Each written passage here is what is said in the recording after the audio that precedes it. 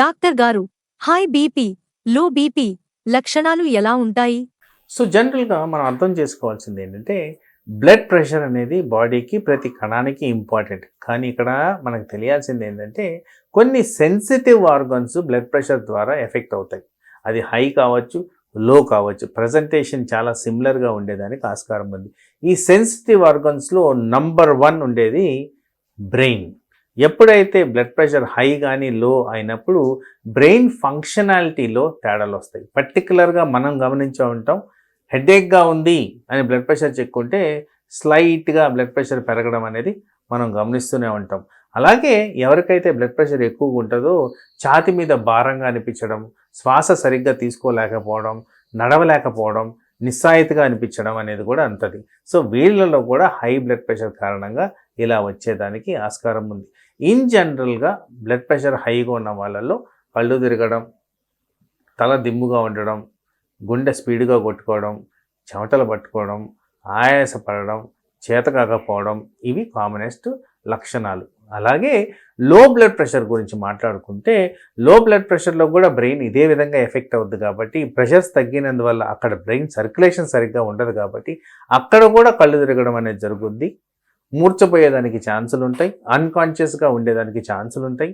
అలాగే నీరసంగా ఉండి, నిస్సాయితీగా ఉండి, కండరాలు నొప్పులు రావడం, చేత కాకపోవడం, అలసటగా ఫీల్ అవడం అనేది కూడా లో బ్లడ్ ప్రెషర్లో కూడా ప్రజెంట్ అవుతాయి. ఆల్మోస్ట్ వెరీ సిమిలర్ ప్రజెంటేషన్స్ రెండు కారణాల వల్ల వస్తాయి. కాబట్టి ప్రథమంగా మీరు చెక్ చేసుకోవాల్సింది ఏంటంటే బ్లడ్ ప్రెషర్ ఎలా ఉంది అనేది తెలుసుకోవడం ముఖ్యం. ఆ విధంగా దానికి తగ్గ ట్రీట్మెంట్లు ఇవ్వడం అనేది జరుగుద్ది. అక్కడ మోస్ట్ ఇంపార్టెంట్గా గమనించుకోవాల్సింది ఏంటంటే హై బ్లడ్ ప్రెషర్ ఉన్న వాళ్ళల్లో అవయాలలో బ్రెయిన్ అండ్ హార్ట్ ఎఫెక్ట్ అయ్యేదానికి ఛాన్స్ ఉంది. కాబట్టి వీళ్ళు ఇమ్మీడియట్గా ఎమర్జెన్సీ అటెండ్ అవ్వాల్సిన అవసరం ఉంది. అది కూడా సిచ్యువేషన్ బట్టి. సో ఇలా చేసుకుంటే మనకి ఈ సిమ్టమ్స్ ద్వారా ఇది హైయా లో అనేది డిటెక్ట్ చేయడం ఇంపాసిబుల్. కాబట్టి హాస్పిటల్ అటెండ్ అయ్యి అక్కడ మెడికల్ అడ్వైస్ ద్వారా దీన్ని డిటర్మైన్ చేసుకొని ఏ విధమైన పరీక్షలు కావాలో అవి చేసుకుంటే ఈజీగా దీనికి రిలేటెడ్ కాంప్లికేషన్స్ రాకుండా నివారించుకోవచ్చు. డాక్టర్ గారు, హై బీపీని సైలెంట్ కిల్లర్ అంటారు ఎందుకు?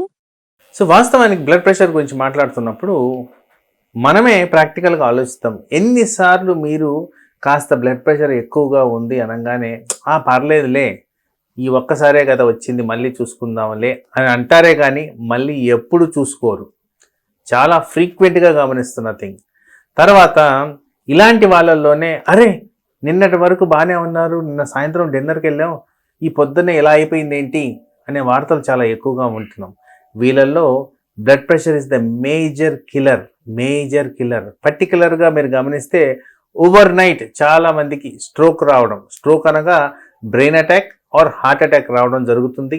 ఇలాంటి వాళ్ళల్లో మేజర్గా అటాక్ వచ్చినప్పుడు ప్రాణాలు కోల్పోవడం జరుగుతుంది. కాబట్టి ఈ బ్లడ్ ప్రెషర్ని సైలెంట్ కిల్లర్గా గమనించాలి. ఇది వాస్తవానికి సైలెంట్ కాదండి, మనము సైలెంట్ చేస్తున్నాం అనేది నా అభిప్రాయం. వాస్తవానికి ఎక్కడైతే అబ్నార్మల్గా బ్లడ్ ప్రెషర్ రికార్డింగ్స్ వస్తాయో ప్లీజ్ కంపల్సరీ మరి రిపీటెడ్గా చెక్ చేసుకోండి. అవసరమైన చోట risk factors for blood pressure ఏవైతే ఉన్నాయో నేను వివరించానో వాటిని కానీ కన్సిడర్ చేస్తే తప్పనిసరిగా బ్లడ్ ప్రెషర్ గురించి సంబంధించిన ఇన్వెస్టిగేషన్స్ చేసుకోండి. కంపల్సరీ ఎవాల్యుయేషన్ అనేది ఇంపార్టెంట్.